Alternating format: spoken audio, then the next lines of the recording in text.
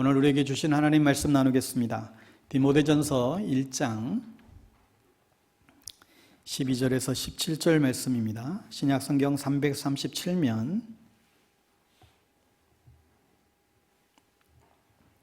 디모데전서 1장 12절에서 17절.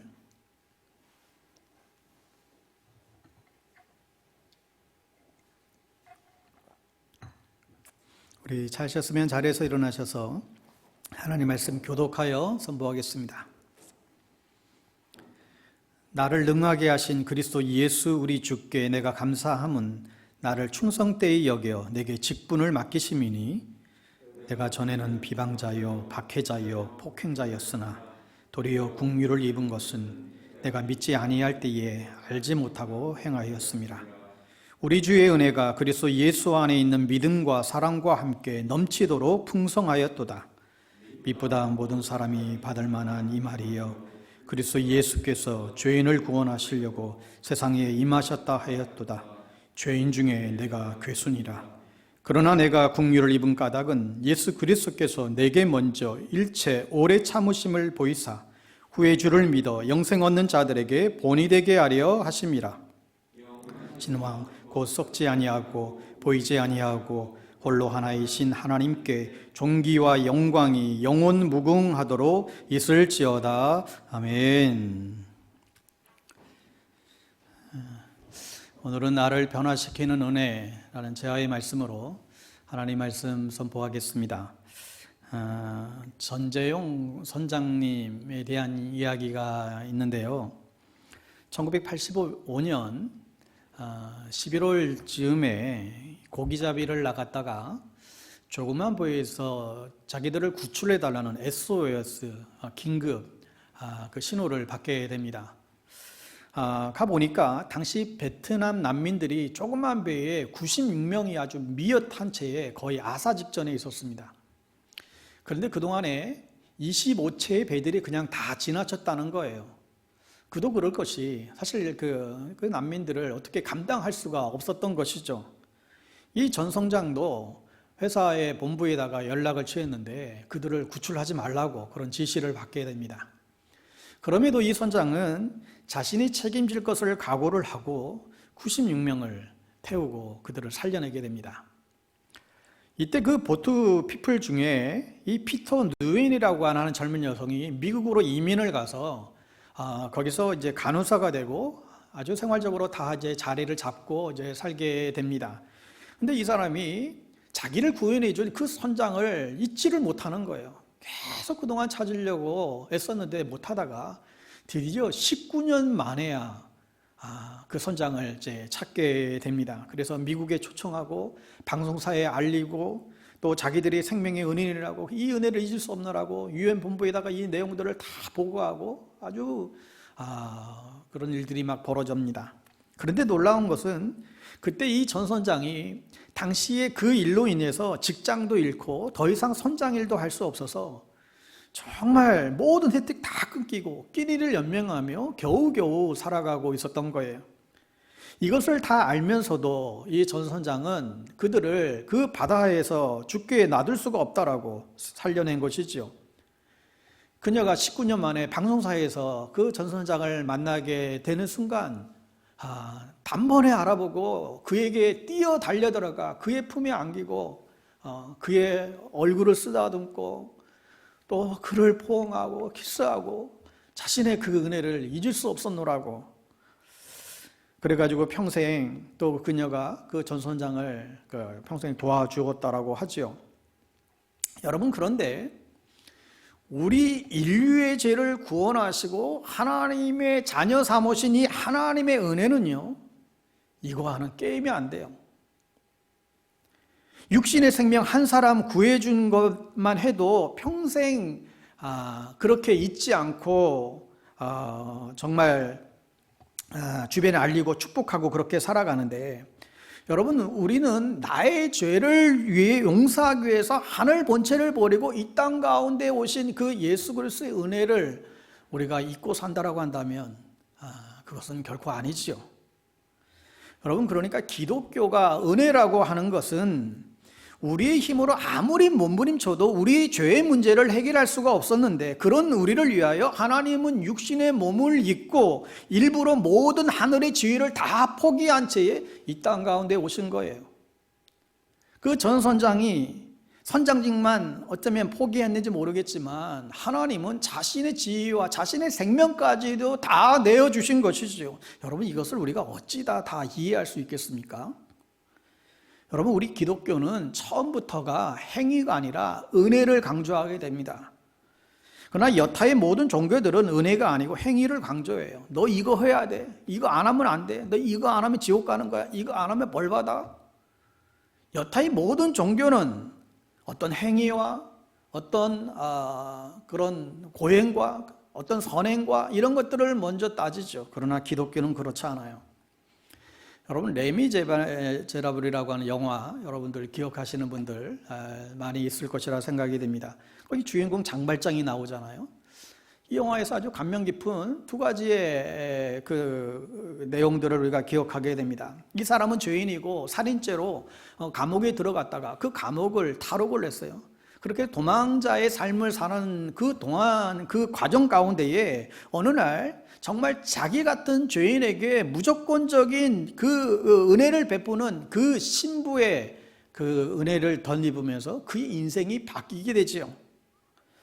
왜냐하면 자기는 사형 선고받고 마땅히 죽고 마땅할 그런 존재인데, 나를 아무런 조건 없이 사랑을 베풀어 주시는 그 신부의 사랑을 통해서 하나님의 임재를 그때 느끼게 되고, 그때 하나님을 경험하게 되고 자신의 일생이 완전히 바뀌어졌다는 거예요. 여러분, 은혜가 사람을 이렇게 바뀌는 거지요. 여러분, 이 은혜가 오늘도 우리를 변하게 하는 것입니다. 여러분, 우리가 예수를 믿고 변화된 삶을 살아가는 것도 다 은혜예요. 오늘도 우리가 예배를 드리는 것도 다 은혜예요. 우리가 함께 모여 함께 꿈을 꾸고 함께 기도하고 사랑으로 섬기고 하나님을 우리가 앙망하고 하나님을 더 추구하고, 이게 모두 다 은혜인 거지요. 그래서 신앙생활은 은혜 속에서 주님과 동행하는 그런 삶의 여정이라고 우리는 볼 수가 있습니다. 또 하나, 이 레미제라블 영화에서 인상적인 것은 거기에 그 형사가 장발장을 쫓아다니는데, 너는 죄의 대가를 치러야 된다는 거예요. 근데 장발장이 도망다니면서 나중에 굉장히 많은 사람들을 이제 도와주는 일들을 하잖아요. 근데 그거에는 아무런 상관없이 이 형사는 너는 살인을 저지른 죄인이니까 무조건 너는 감옥에 가서 평생을 살아야 된다, 죄의 대가를 치러야 된다라고 끈질기게 이제 추적을 하는 것이죠. 그런데 맨 마지막에 추적을 하다가 도리어 이 형사가 장발장에게 잡히게 돼요. 장발장이 그 형사를 죽이면 이제 영원히 자기는 자유의 몸이 사실 되는 상황이에요. 그런데 그 순간에 장발장은 형사에게 도로 그 총을 건네주잖아요. 이게 복음과 이게 율법이에요. 형사는 근데 이게 이해가 안 되는 거예요. 자기는 법 위에서 모든 것을 그동안에 다스려 왔는데 이 친구를 죽이려고 평생을 쫓았는데 정말 그와 어쩌면 평생 원수 같은 그런 과정을 겪었는데, 지금 그 순간에 자기를 풀어주면서 총을 건네는 거예요. 이게 이 형사가 도저히 이해할 수 없는 거예요. 은혜라는 게 이해가 안 되는 거예요. 여러분, 그 장면 기억하십니까? 그 프랑스의 그 세느 강변에서 결국 그 형사가 권총으로 자기가 자살하고 말아요. 이 은혜를, 이걸 도저히 본인은 이해가 안 되는 거예요. 그래서 아주 미쳐버렸던 거죠. 그래서 자살로 아주 안타까운 생애를 마감하고 맙니다. 여러분, 바울도 그 은혜를 잊지 못하고 평생 그 은혜에 빚진 삶을 살잖아요. 여러분, 우리도 예수 믿고 나서 우리에게 베푸신 그 놀라운 이 은혜의 복음을 우리가 세상 가운데 알리는 것, 이게 전도이고 이게 선교 아니겠어요? 그런데 문제는 우리가 이 은혜를 먼저 경험해야 된다는 거예요. 우리 안에 날마다 이 은혜가 넘쳐야 된다는 거예요. 우리 안에 이 은혜가 없는데 어떻게 이것을 우리가 알리겠습니까? 여러분, 우리가 복음을 듣고 예수를 믿는다는 것을 이해하셔야 됩니다. 예수를 믿는다라고 하는 것은 우리가 교회 다니고 예배드리고 헌금하고 기도하는 것, 이거를 얘기하는 게 아니죠. 그렇게 따지면 어릴 적부터 그냥 교회 다니는 사람들은 다 되게요? 그렇지 않잖아요. 예수를 믿는다라고 하는 것은 지식이 아니라 내 가슴으로 예수님을 내 인생의 구주로 나의 주인으로 모셔드릴 때 그때 성령이 들어오는 거예요. 그때 내 인생이 바뀌는 거죠. 이게 은혜인 거예요. 그러니까 우리가 구원받기 위해서 무슨 기도를 하고 구원받기 위해서 예배를 드리고 구원받기 위해서 선물을 헌금을 하고 구원받기 위해서 성경을 읽고 구원받기 위해서 무슨 선행을 더하고 그건 은혜가 아닌 거죠. 우리가 성경을 이해하면 우리가 아담에서부터 이 죄의 본질이 왔기 때문에 아무리 몸부림쳐도 우리가 지은 이 죄에서 벗어날 길이 없어요. 그래서 우리가 알게 모르게 지은 죄들이 얼마나 많이 있습니까? 그걸 다 어떻게 기억하겠어요? 아담에서부터 이 죄가 시작되었다고 하는데 이 죄를 해결할 자가 누가 있겠어요? 그 누구도. 방법은 오직 죄 없으신 예수 안에서만 이게 해결이 가능한 거죠. 그래서 놀라운 거예요. 그래서 구원은 값없이 주는 거예요. 여러분, 값없이 주었다고 했을 때 대신에 그 값없는 구원을 주기 위해서 주님은 우리에게 놀라운 대가를 지불한 것입니다. 그 선장이 대가를 치르고 회사에서 잘릴 것 알면서도 그 사람들을 살린 것처럼 하나님은 우리를 대신해서 십자가의 그 지옥의 형벌을 친히 담당하시려고 이 땅 가운데 오셨어요. 이것이 믿어지는 순간 우리 안에서 얼마나 감격이 넘치겠어요? 그러니까 바울은 이 은혜의 경험을 체험하고 나서는요, 어쩔 줄 모르는 거예요. 도무지 정말 이해가 안 된다는 거예요.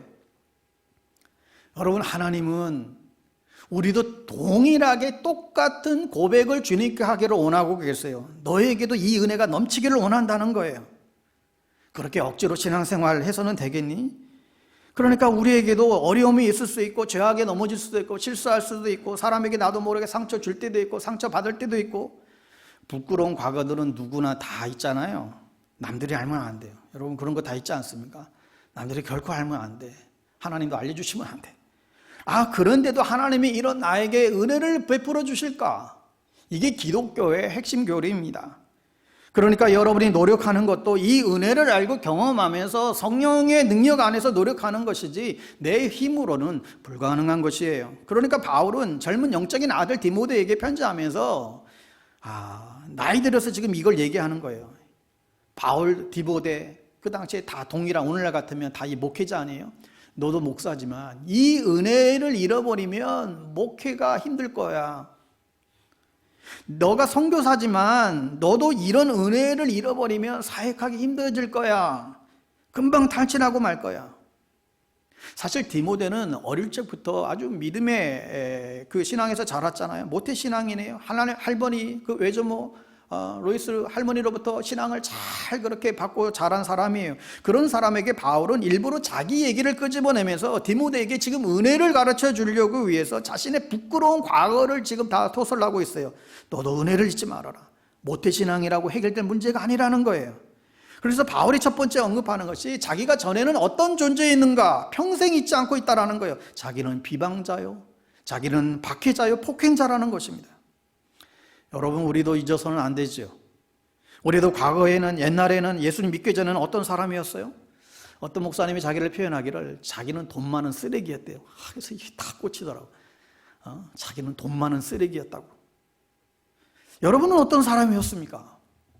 그것을 잊지 말라는 거예요. 사실 우리 과거를 옆에 사람이 알면 안 되잖아요. 모르는 게 좋아요. 십자가에서 다 감춰줬으니까 사실 모르는 게 나아요. 알려고도 하지 마세요. 여러분이 그렇게 방탕했던 그 과거의 삶을 누가 알면 어떻게 되겠어요? 여러분이 수없이 그 스쳐간 그 성경이지 않은 그 못된 생각들과 교만과 이기심을 누가 알면 얼마나 부끄럽겠어요. 우리가 고개를 못 들 거예요. 그런데 주님이 뭐라고 하세요? 나는 다 알고 있다. 그럼에도 불구하고 하나님은 너에게 일방적인 은혜를 베풀어 주신다는 거예요. 그래서 에베소 2장에 보니까 우리는 몰랐어요. 아니, 나처럼 착한 사람이 어디 있어? 나만큼만 하라고 그래. 가난한 사람 도와주고 얼마든지 내가 양심적으로 살고 남한테 피해 주지 않고 살았고 자기가 굉장히 괜찮은 줄 알았어요. 그런데 성령께서 성경을 풀어주시는데 아주 꼼짝 못하게 만드는 거예요. 저도 예수 믿기 전에는 굉장히 착한 사람인 줄 알았어요. 근데 성경을 통해서 죄를 끄집어내시는데 제가 주님을 만나고 처음 인격적으로 주님을 만나고 나서 성경을 통해서 내 자신들을 돌아볼 때 이 죄의 문제 때문에 일주일 동안 씨름하고 울고 회개했던 기억이 있어요. 그전엔 몰랐어요. 바울도 그랬잖아요. 나처럼 바리새인 중에 바리새인 중이요, 나처럼 훌륭한 인품의 사람은 없는 줄 알았는데 내가 깨닫고 보니까 나처럼 포악한 사람이, 나처럼 살인자가 없다라는 거예요. 그래가지고 이 바울이 막 뒤집어지는 거죠. 그러니까 에베소 2장에 보면 너희가 허물과 죄로 죽었던 너희를 살렸다. 이 허물과 죄로 죽었다. 그러니까 이게 우리의 영이 죽었을 때는 우리가 모르는 거예요. 하나님 몰랐어요. 설교도 교회 들어오지 않아요. 그러다가 복음이 내 안에 들어오고 성령이 내 안에 들어오면서 이제야 메시지도 들어오는 것이죠. 그 전까지는 아무리 크게 외쳐도 들어오지 않아요. 그냥 형식적으로 교회를 다는 거예요. 그냥 세상 풍조 따라서 모든 것 자유롭게 그냥 멋대로 그렇게 살았어요. 그런데 내가 회심하고 거듭나고 보니까 그때부터 영이 살아나니까 찬양이 달라지고 설교가 달리 들리는 거예요. 그런데 내 안에 성령이 거하면서 그때부터 하나님의 말씀이 내 안에서 살아 역사 움직이는 것을 경험하고 깨닫게 되는 것이죠. 에베소서 2장 3절에 전에는 우리가 육체의 욕심을 따라 살았던 본질상 진노의 자녀이었지만 긍휼이 풍성하신 하나님이 우리를 사랑하신 그 큰 사랑을 인하여 허물로 죽은 우리를 살리셨도다. 이 은혜를 기억하라는 거예요. 그러니까 바울은 도대체 누구였을까요? 오늘 본문 15절에서 바울은 자기는 죄인 중에 지금 괴수라고 지금 표현하고 있습니다. 바울은 지금 과거의 죄인이었을 적의 그 고백이 아니라 현재의 아주 전무후무한 선교사예요. 이방인의 대사도로 지금 그런 상황이에요. 그가 복음의 비밀을 깨닫고 예수를 만난 이후에 지금 그가 고백하고 있는 거지요.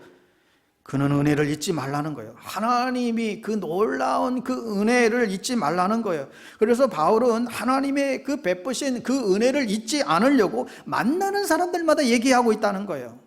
그것도 나는 과거에 좀 음란한 생각을 했어요. 나는 좀 과거에 무슨 좀 괴롭혔어요. 그런 얘기가 아니라 자기는 너무나 많은 사람들에게 고통을 주고 상처를 주고 교회를 불지르고 예수 믿는 사람들을 잡아 죽이고 그런 살인자였노라고. 그래서 지금 바울이 나는 죄인 중에 괴수라고. 바울이 겸손해서 이 표현을 쓰는 게 아니라 진짜로 그랬던 사람이었다는 거예요. 여러분, 우리랑 너무 다르잖아요. 우리는 웬만하면 피차간에 얘기하면 서로 곤란해지니까 이거 얘기하지 마.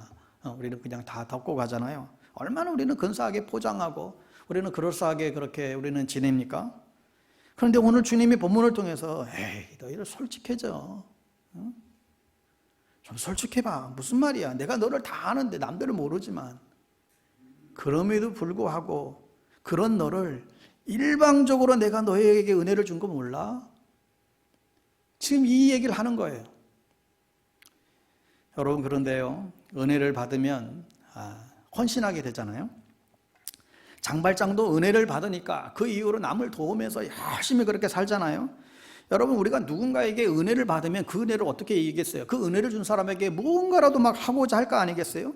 그런데 본질상 진노의 자식이었던 우리에게 성령을 주시고 날마다 우리를 축복해 주시는 그 하나님의 그 은혜를 이해를 한다면 우리의 헌신이 왜 무거운 짐이 될까요? 우리의 헌신이 왜 이렇게 부담이 될까요? 생각해 보세요. 왜 이렇게 하나님의 그 은혜를 잊고 우리가 하나님 앞에 반응하고 하나님 앞에 나아가는 것들이 왜 이렇게 부담스러울까? 그 왜 그럴까요? 이해가 되세요? 이해가 되죠? 왜요? 우리는 이 은혜를 잊어버리는 거예요. 그러니까 어느 날 내 안에 임했던 성령의 불이 감격하게 사라져버리는 거예요. 열심히 산다고 부지런히 살았는데 어느새 은혜를 잊어버리고 사는 거예요. 내가 과거에 어떤 사람이고 지금도 내가 얼마나 부족한 사람인지 잊어버리는 거예요. 내가 잘난 줄 아는 거예요. 바울이 이 정도 얘기하면 우리는 어떨까요? 우리는 게임이 안 될 거예요. 여러분, 사실 어떤 때는요, 남편이 알면 안 되고 자녀들도 알면 안 되고. 여러분, 우리가 그런 사람이라는 것을 생각해 본 적이 있으세요? 그 누구도 알면 안 돼. 여러분, 그런 게 있지 않으세요? 우리는 지금 아주 나이스하게 지금 주일 예배 드리고 우리는 지금 그러고 지금 우리가 있지만 그러면 다 끝난 것입니까? 우리가 착하면 얼마나 착하겠어요? 이게 다 은혜지. 그러니까 은혜 속에 있으니까 찬양하면서도 기름 부으심이 있고 예배가 감격인 것이죠. 저희 생각을 여러분들이 다 알면 안 돼요. 저희 부끄러움을 여러분들이 알면 큰일 나요. 다음 주일부터 다른 교회가 있을 거예요, 알면.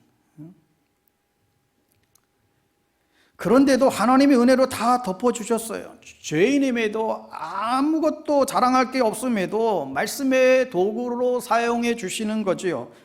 그러니 진작에 폐기 처분에도 마땅할 저를 하나님이 말씀의 종으로 다시금 새롭게 하여 그냥 쓰시는 거예요.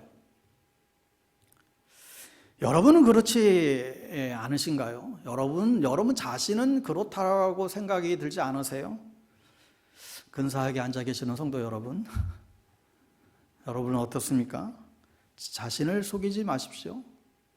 다 은혜예요. 그러니 부부간에도 과거를 여러분 절대 물어보지 마세요. 부부간에도 다 잊고 새 출발하는 거예요. 여러분, 우리는 하나님의 은혜로 지금 이렇게 폼나게 좀 점잖게 보이지만 하나님의 기준에는요 아무도 미치지 못해요. 제가 청년 때에 신앙의 위인들을 책들을 많이들 읽었는데요. 전교도 신앙인들 책들을 많이 접했는데, 그런데 이 신앙의 위인들을 보면서 공통적인 걸 하나를 찾았는데, 저마다 자기 자신의 죄의 문제를 가지고 아주 몇 시간 며칠째 막 고민들을 하더라고요. 이 사람들이 얼마나 죄를 지었길래 이토록 이 죄의 문제 때문에 이렇게 고통스러워할까? 그런 의구심이 들었어요. 아니, 지금 세상을 뒤집는 아주 놀라운 하나님의 사람들인데 무슨 죄 때문에 저렇게 아주 그냥 몸부림을 칠까? 그런데 발견한 것은 이들이 특별한 죄를 지어서가 아니에요. 이들은 몰랐었어요. 그런데 주님께 가까이 가다 보니까 성경의 기준들이 보이는 거예요. 옛날에는 몰랐어요.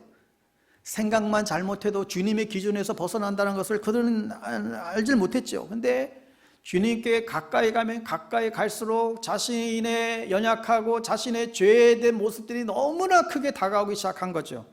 바울이 이것을 깨닫고 나서 로마서 7장에서 나는 죄인 중의 괴수다. 누가 나를 이 사망의 몸에서 나를 건져낼 것인가? 바울처럼 헌신적이고 세계 선교에 앞장섰던 애쓴 사람이 누가 있겠어요? 그럼에도 불구하고 내 안에 이 죄악의 씨앗이 꿈틀거리는데 미쳐버리겠다는 거예요. 그러면서 로마서 8장으로 하나님의 놀라운 은혜에 대한 고백들이 이어지잖아요. 사도 바울은 자기는 비방자요, 박해자요, 폭행자인데 그런데 그런 나에게 일방적인 은혜를 주셨다는 거예요. 그러니 내가 이 은혜의 복음을 전하지 않으면 나에게 화가 있을 거라고. 여러분, 사실 우리가 복음을 잘 전하지 못하는 이유가 어디 있습니까? 이 은혜가 넘치면요, 사실 전하게 돼 있어요. 이 은혜가 넘치게 되면 예를 들어서 여러분 100만 원짜리 명품 백이 있다고 합시다. 이번 구정 설 연휴를 맞이해서 어디에선가 특별 세일 90%에 판다는 거예요.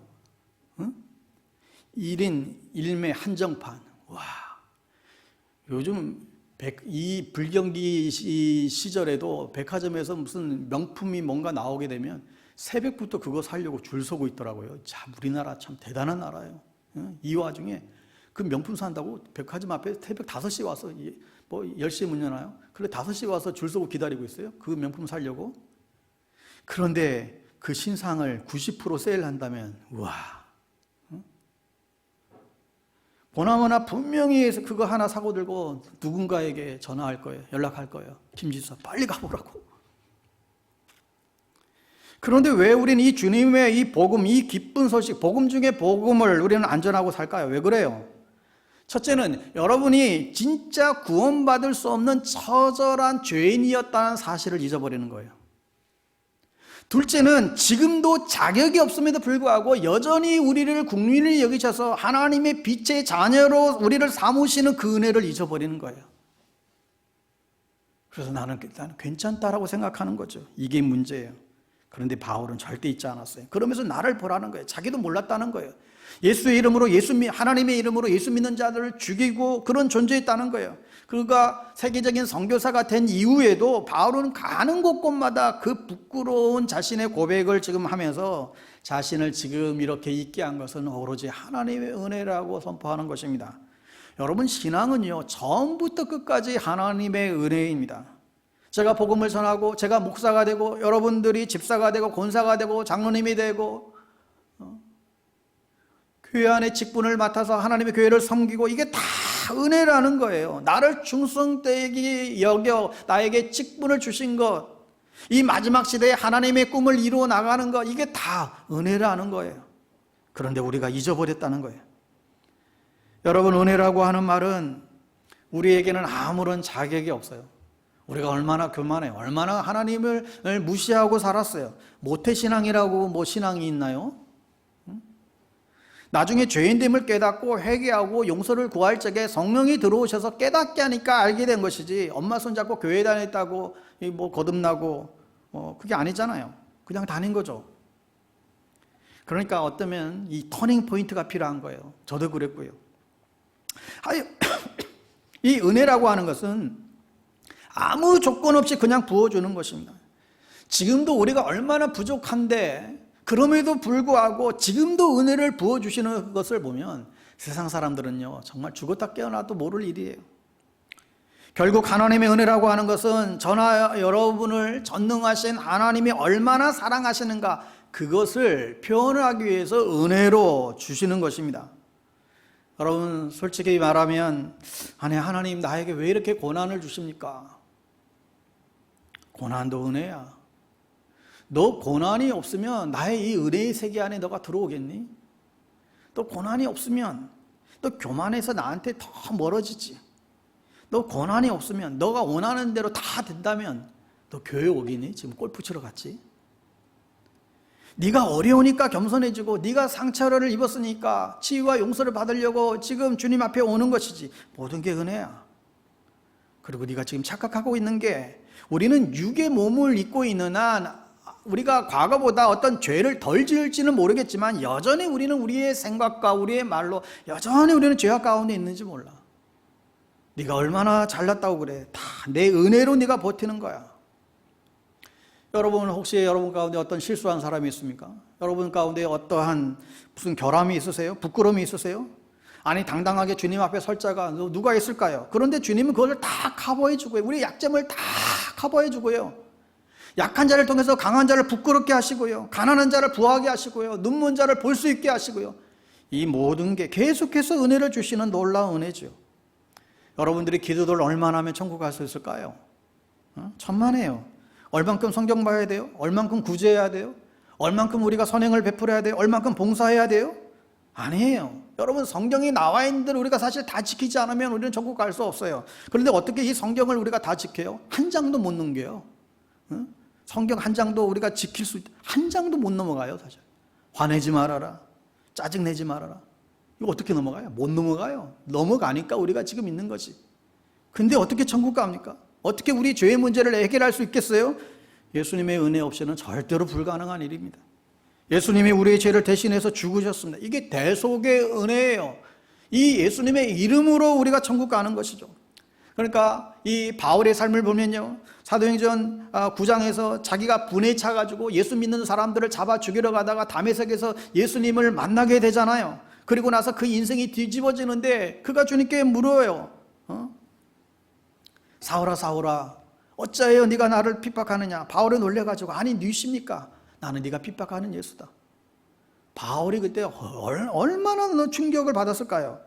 그래서 이 바울은요 어딜 가든지 그 얘기하는 거예요. 당신들이 나를 위대한 사도라고 하는데 당신들이 내가 어떤 사람인지 몰라서 그러는 거야. 내가 어떤 사람이지. 예수 믿는 사람들을 잡아 죽이고 교회 불지르고, 당신들을 날 모르지. 자기 자신을 막 폭로해요. 내가 당신들이 말하는 것보다 나는 훨씬 더 나쁜 놈이라고, 나는 죽을 죄인이라고. 그럼에도 불구하고 이 죽어 마땅한 나를 이방인의 사도로 불러서 하나님 사용하는 것은 전적인 정말 구원의 놀라운 은혜로 가능하다고. 하여 여러분, 우리 주변에 아무리 악한 사람이 있다 할지라도 하나님의 주권적인 은혜가 임하면 누구든지 변화될 수 있어요. 오히려 그런 사람들이 은혜 받고 나니까 더 놀랍게 쓰임받는 사람들도 많아요. 사람이 변화가 일어납니까? 여러분, 본인이 변화되지 않아서 그런 말 하는 거예요. 여러분, 오늘도 지금도 예수 안에서 변화된 새로운 삶을 살아가는 사람들이 얼마나 많이 있는데요. 여러분, 이 하나님의 이 엄청난 은혜가 무엇일까요? 몇 가지로 정리해 봅니다. 첫 번째는, 하나님의 은혜는 우리를 죄책감에서부터 자유케 해주는 은혜예요. 우리의 생명을 주님께 드리는 순간 우리를 구원케 하시는 우리의 모든 죄책감을 몰아내어 주세요. 우리의 삶을 주님께 드리는 순간 십자가에서 모든 죄가 다 소멸되어 버렸다는 거예요. 여러분, 과거에 묶이지 마십시오. 여러분 괜찮아요? 누가 나의 이 과거를 끄집어내요? 여러분 그냥 다 회개하고 잊어버리세요. 그게 은혜예요. 과거의 아픔이 죄악이 크면 클수록 어쩌면 이 복음 안에 있는 사람들은 그것이 나중에는 자신의 자랑거리고 어떤 트로피가 된다는 거죠. 그랬으니까 이 바울이 너무나 당당한 거예요. 왜요? 죄악의 무게보다 하나님의 베푸시는 은혜의 무게가 훨씬 더 크기 때문에. 그러니 여러분, 우리 모두는 주님 앞에 나가 날마다 이 은혜를 구해야 되는 것이죠. 은혜 없이는 살아갈 수가 없네. 여러분, 우리가 어떠한 죄악 가운데에서도 주 예수의 은혜의 강가로 나아갈 때에 자유함을 주세요. 염려에 대한, 죽음에 대한, 공포에 대한, 죄에 대한 자유를 주님께서 허락하신다는 거예요. 그래서 엎드려 구할 때에 신실하신 하나님의 은혜가 우리 가운데에 더 깊이 들어오게 돼요. 이것을 경험한 사람들은 정말 죄에서 자유케 되는 그 은혜를 얻었노라고 성경은 선포하고 있습니다. 여러분, 우리를 자유케 하는 것은 예수 그리스도의 공로예요. 그분의 행하신 업적이에요. 그것을 붙잡고 나의 삶을 주님께 드리는 순간 우리에게는 자유가 임하게 됩니다. 우리의 행위 때문에 구원을 받는다면 왜 십자가가 필요하겠어요? 여러분, 십자가가 필요한 이유는 우리의 공로로는 아무것도 행할 수 있는 것이 없기 때문에 오직 예수 십자가의 공로로 우리가 구원받기 때문에 이것을 평생 잊지 말아야 됩니다. 두 번째로 하나님의 은혜는 나의 삶을 새롭게 해주시는 은혜예요. 하나님의 은혜는 우리를 구원할 뿐만 아니라 우리의 삶을 새롭게 해주시는 은혜예요. 여러분, 이것을 신학에서는요 성화적 은혜다 그래요. 성화다. 쉽게 말하면 하나님이 우리를 너무나 사랑한 나머지 우리의 있는 모습 그대로 멈추어 있기를 원치를 않으세요. 여러분과 저를 하나님이 기뻐하시는 모습으로 새롭게 빚어가기를 원하신다는 거예요. 진흙에 불과했던 저와 여러분을 하나님이 토기장이 되신 주님께서 우리를 빚으셨고 또 우리를 빚어가시는 중이라는 거예요. 어느 목사님이 한 성도의 집에 신방하게 되었다고 합니다. 근데 이분이 젊었을 때 굉장히 파란만장한 방탕한 삶을 살아주셨던 그런 분이었대요. 근데 이분이 은혜를 받고 예수를 믿게 되었는데, 그때 그 집안에 신방을 갔더니 그 거실 최 가운데에 아주 독특하게 아주 예쁜 그 꽃병이 두 개가 이렇게 놓여져 있어. 그게 눈에 너무 탁 들어왔대. 이 예쁜 꽃병을 이렇게 잘 이렇게 장식이 되노라고 그렇게 얘기하는데, 이분이 자기 간증을 했다는 거예요. 자기가 그렇게 방탕한 삶을 살다가 누군가의 초청을 받고 교회 가서 예수를 믿게 은혜를 체험했다고 합니다. 근데 그날 돌아오는 길에 어느 집에 돌아오는 게 쓰레기더미에서 한 진흙 한 뭉텅이를 봤다는 거예요. 근데 이분이 아주 그 도에 굉장히 이제 관심이 많았던 사람이었는지 그 흙을 가져다가 집에서 그것을 이제 빚었다고 그래요, 도자기에. 그리고 그것을 구워서 이 꽃병 두 개가 이렇게 나왔다는 거예요. 근데 그걸 보는 순간 자기 인생과 너무 비슷하다는 것입니다. 내가 저렇게 쓰레기 더미에서 굴렀던 진흙에 불과했던 사람인데 어떻게 내가 이렇게 빚어서 구우니까 아름다운 꽃병이 될 수 있을까? 그러면서 하나님 생각을 했다는 거예요. 그렇구나. 나는 쓰레기 더미에서 살 수밖에 없는 존재였는데 하나님이 나를 이렇게 새롭게 빚어주시는 거구나. 이걸 깨달았다는 거예요. 여러분, 이것은 사실 엄청난 깨달음이에요. 내가 빚어서 이런 꽃병이 나왔다라고 한다면 하나님이 우리를 빚어서 얼마나 아름다운 모습으로 우리를 빚어가실까, 이런 확신이 생겼다는 것입니다. 저나 여러분이나 누구나 잘나서 여러분 이 자리에 있다고 생각하는 분이 계세요. 여러분, 절대 그렇지 않죠. 우리의 잘남이 어디 있어요? 철저하게 타락했던 사람들이에요, 우리도. 그런데 주님이 우리 인생 가운데 찾아오셔서 그 진흙 가운데에서 건져주셨을 뿐만 아니라 우리를 주님의 형상으로 지금 만들어가고 있다는 거예요. 우리에게 필요한 것은 믿음이고 은혜인 것이죠.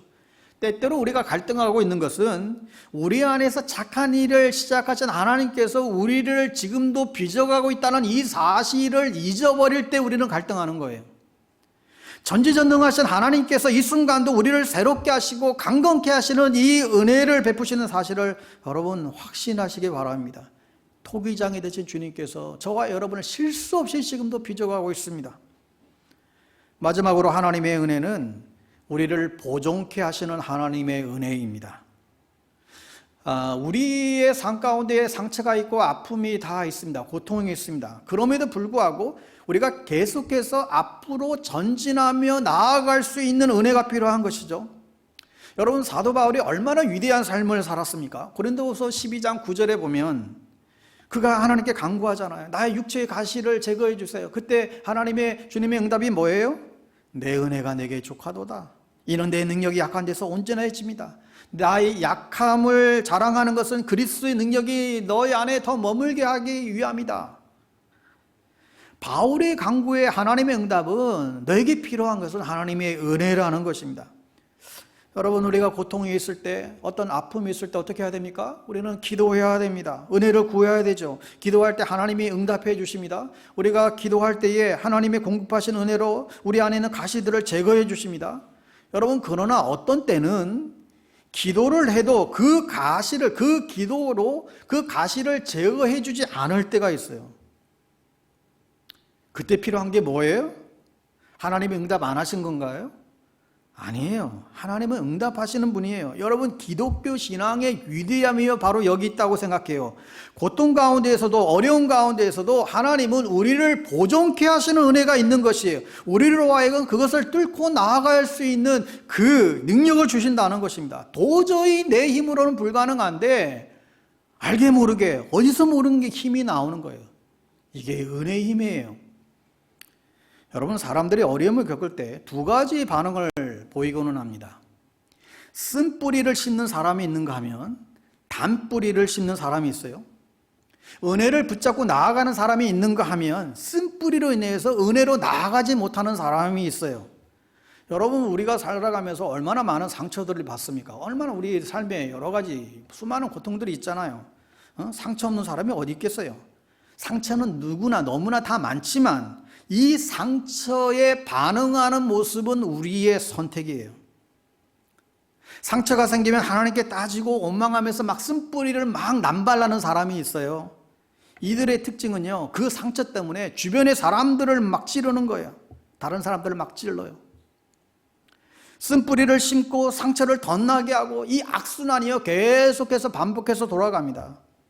여러분, 그런데 바른 신앙은 그것을 멈추고 그걸 뿌리째 뽑아내 버려야 돼요. 그런데 놀라운 사실은요, 이게 선택인데요, 어떤 사람은요, 제가 그 사람 입장에서 나도 저렇게 할 수 있었을까? 이런 생각이 들 때가 있어요. 나 같아도 하나님께 막 대적하고 하나님 원망하고 하나님께 삿대질하고 충분히 그럴 것 같은데, 그런데 어떤 사람은요, 얼마나 쿨한지 몰라요. 이 쿨하다고는 표현이 달리 표현하기가 좀 어색하긴 한데, 얼마나 그런 사람들 보면 아름답고 존경스럽고 정말 요동함이 없고 그런지 몰라요. 예를 들어서 우리 다 아는 얘기니까, 우리 장모사님, 우리 아드님, 우리 손자들이 몸이 불편한 장애를 갖고 있잖아요. 제가 처음에 부임하고 그 가정에 신방 갈 일이 있었는데, 제가 가기 전에 그 가정의 사연을 몰랐어요. 저는 모르고 갔어요. 근데 그 손자, 또 그 두 형제가 나란히 휠체어에 의지해서 지내는 거예요. 그런데 우리 진 집사님, 그 부인 집사님이 얼마나 자녀들을 당당하게 믿음으로 키우는지요. 그 얼굴에 조금도 어두기가 하나도 없어요. 정말 천사 같더라고요. 어떻게 저렇게 아이들을 저렇게 불편한 아이들을 조금도 내색하지 않고 저렇게 당당하고 저렇게 밝게 키울까? 이게 은혜의 힘이구나. 여러분, 공동체 안에 결혼을 하게 되면 이제 자연히 자녀들을 원하는 가정들이 생기죠. 근데 진짜 요즘 같아서는 갈수록 아기를 처음부터 안 가지려고 하는 가정들도 있지만, 갖기를 원해도 잘 생기지 않는 여러 가지 환경적인 그런 요인들이 지금 많이 있지 않습니까? 어느 가정이 오랫동안 아기를 갖기를 원했는데 이 아이가 생기지 않는 거예요. 결혼한 지 5년, 7년이 지나도 아이 소식이 없게 되자 주변 사람들 다 염려하면서 같이 중보하고 기도하고 있었죠. 그러다가 어느 날 이 가정이 기도하면서 하나님이 우리 가정에 꼭 필요한 생명에 대한 그 입양에 대한 꿈을 주셨노라고 그러면서 주변에 계속 기도 부탁을 하는 거예요. 하나님이 우리 가정에 입양에 대한 마음을 주셨는데 정말 우리 가정이 하나님이 허락하신 아이를 잘 우리가 양육할 수 있도록, 그 아이를 통해서 하나님의 영광이 드러날 수 있도록 기도해 달라고 그렇게 막 부탁을 기도하고 다녔어요. 그리고 실제로 그 어린 아이를 입양하는 날 교회에서는 온 가족이 모여서 아주 축제를 벌였고 아이에게 유아 세례를 베풀고 온 교회가 그 아이를 함께 기도하면서 양육하면서 키우는데요, 얼마나 아름답게 잘 자랐는지 몰라요. 또 한 가정이 있어요. 이 가정도 오랫동안 아이를 갖기를 기도했는데 아이가 들어서지 않자 온갖 스트레스가 이만저만이 아니에요. 교회 안에서도 그 가정 눈치 보느라 아짜의 아짜도 꺼내지 못해요. 혹이라도 아기에 대한 무슨 얘기가 나오면 그 가정이 막 뒤집어지는 거예요. 심지어는 다른 가정에서 아기를 가졌어요. 하지만 아기를 가졌다고 말도 못해요. 혹이라도 그 가정에 상처를 입힐까 봐. 그래서 이 출산의 그 기쁨을 공동체 전체가 누리지도 못하고 오히려 눈치 보게 만드는 상황이 발생한 거예요. 그러다 보니 자연히 그 공동체는 기쁨을 상실해버리고 상처 입은 자의 쓴뿌리만 가득한, 그래서 다른 사람들을 다 힘들게 괴롭게 하는 악순환이 계속 반복된 거예요. 자, 여러분은 어느 쪽을 선택하시겠습니까? 한 예를 든 거예요. 근데 제가 과거에 이 두 가지 상황을 다 가까이서 겪었어요.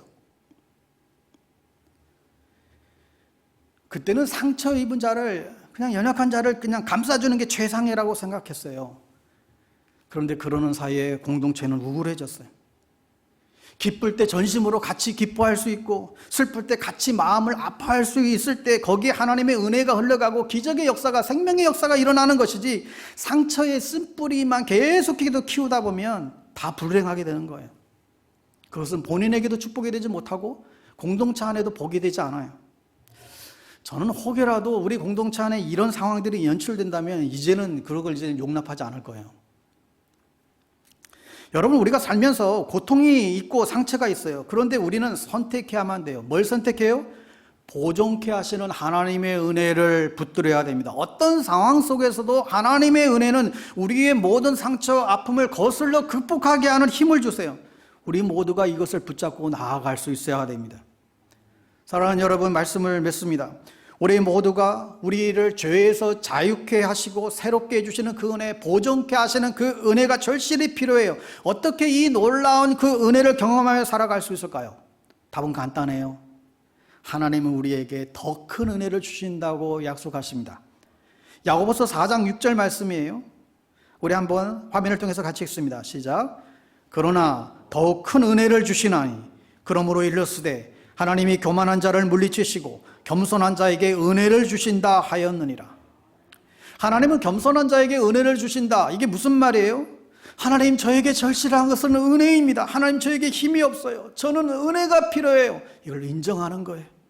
하나님, 나에게 어려움을 지탱할 수 있는 힘이 없습니다. 주님, 도와주세요. 하나님, 나를 지켜주세요. 나에게 죄를 옮길 수 있는 그런 능력이 없어요. 주님, 저를 불쌍히 여겨주세요.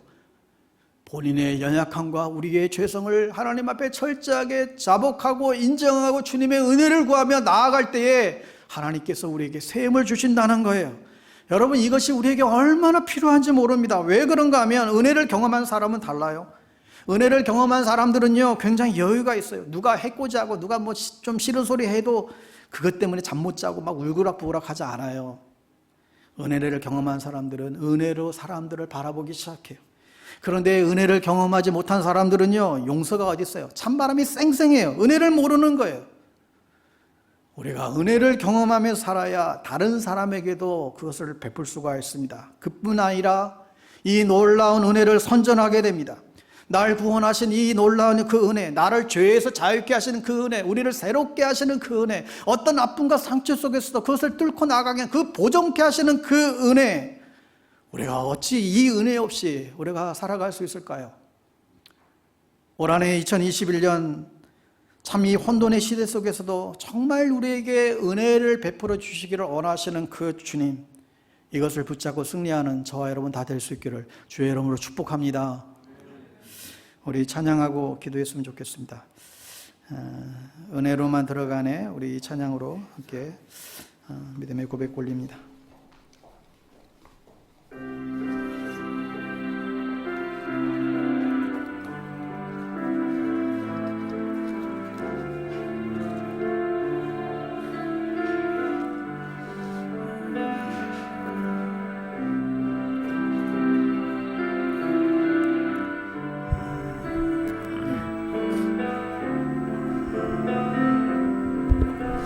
은혜로만 들어가네, 은혜로만 들어가네, 은혜로만 선다네. 우리의 노력이 아니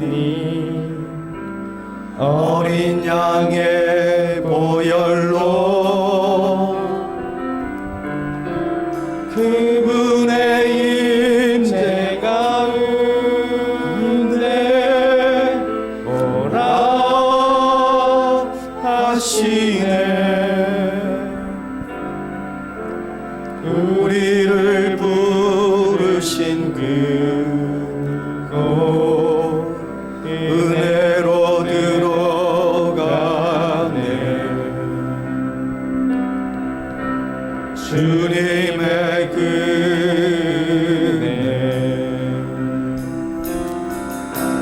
범죄한 우리가 어찌 서리요.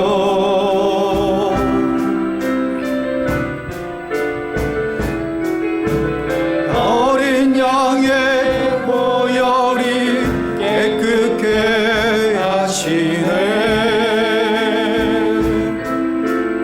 범죄한 우리가 어찌 소리, 범죄한 우리가 어찌 서리요.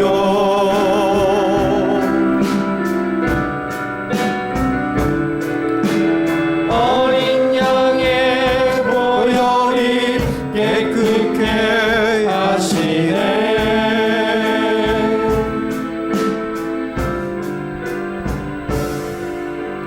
은혜로만 들어가네, 은혜로만 선다네. 우리의 노력이 아니 어린 양의 보혈로 그분의 임재 가운데 오라 하시네. 우리를 부르신 그곳 은혜로 들어가네. 주님의 은혜.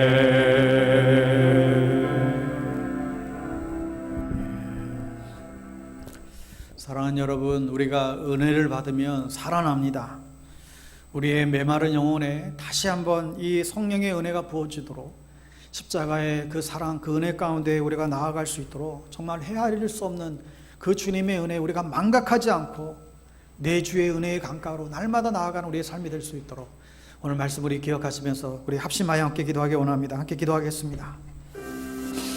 주님, 저희들에게 은혜를 베풀어 주시옵소서. 이미 베풀어 주신 그 한량없는 그 은혜들 우리가 잊지 않게 되기를 원합니다.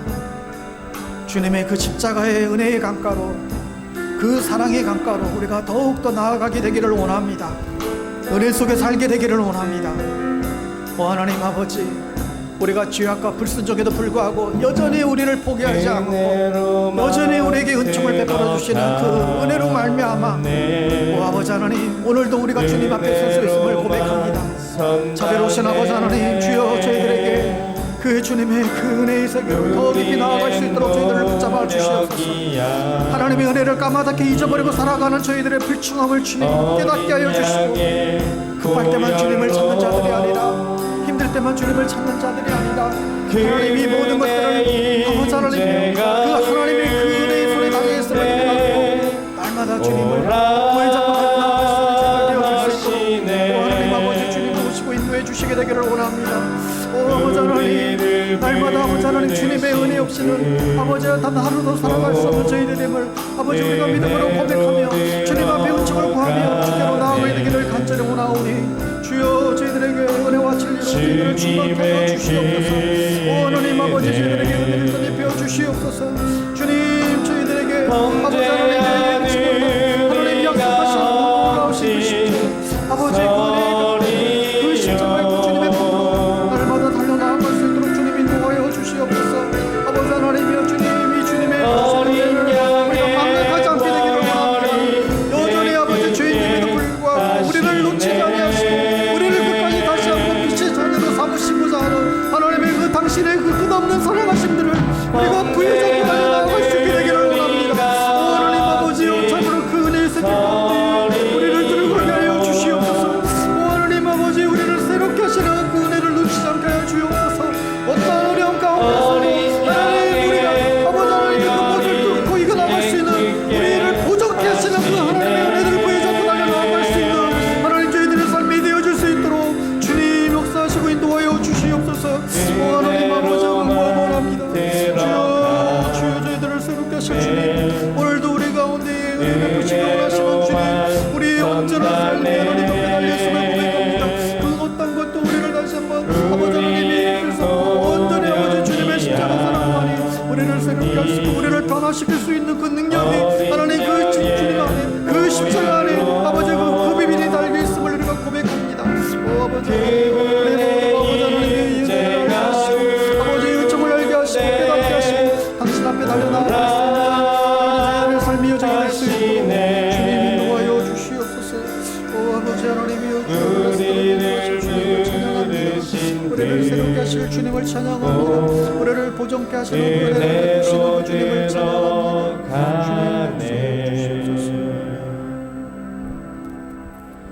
주님 주님의 은혜 하나님 아버지 여전히 우리를 유혹하고 무너뜨리는 사단의 공격들이 계속하여 있습니다. 그때마다 주님이 베푸시고 이끄시는 그 은혜들을 우리가 기억하고 날마다 우리가 다시금 일어설 수 있게 되기를 간절히 원합니다. 주님의 은혜만이 우리를 죄와 허물에서 유혹에서 벗어나게 하는 힘이 된다는 사실을 분명히 믿습니다. 그 은혜의 주님을 우리가 의지하게 하시고 날마다 주님의 은혜의 강가로 나아가게 해주시고 나 자신을 우울하게 만들고 용서하지 못하고 포기하지 못하고 죄악에 빠뜨리게 만드는 그 생각에 빠질 때마다 우리 안에 우리 스스로 믿음을 선포하며 나아갈 수 있도록 저희들을 붙잡아 주시옵소서. 우리에게 한량 없이 베푸시는 주의 은혜가 죄책감을 이기게 하는 힘이 되게 하시고 날마다 새롭게 하시는 그 은혜의 능력을 또 우리의 모든 아픔과 상처에서 그것을 뚫고 나가게 하시는 그 보존케 하시는 그 은혜가 우리의 삶 가운데 날마다 더해갈 수 있도록 하나님 은총을 다하여 주시옵소서. 오 하나님 아버지 간구하고 나옵기는 하나님 우리의 이 공동체가 우리의 이 믿음의 공동체가 결단코 은혜 아니고서는 그 어떠한 것도 작용되지 않는 그런 하나님의 나라가 될 수 있게 되기를 간절히 소망합니다. 어떠한 인간적인 쓴뿌리와 또 우리 안에 있는 아집과 욕심이 판을 치는 공동체가 아니라 정말 이 안에 하나님의 은혜가 지배하는 하나님의 나라가 이루어질 수 있도록 주님 역사하여 주시옵소서.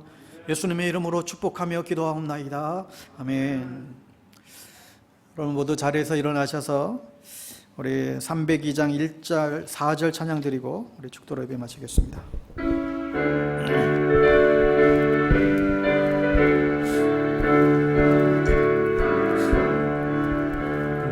주 하나님 넓고 큰 은혜는 저 큰 바다보다 깊다.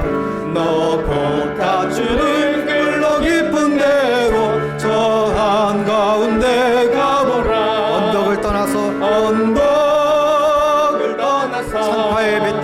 창파에 배 띄워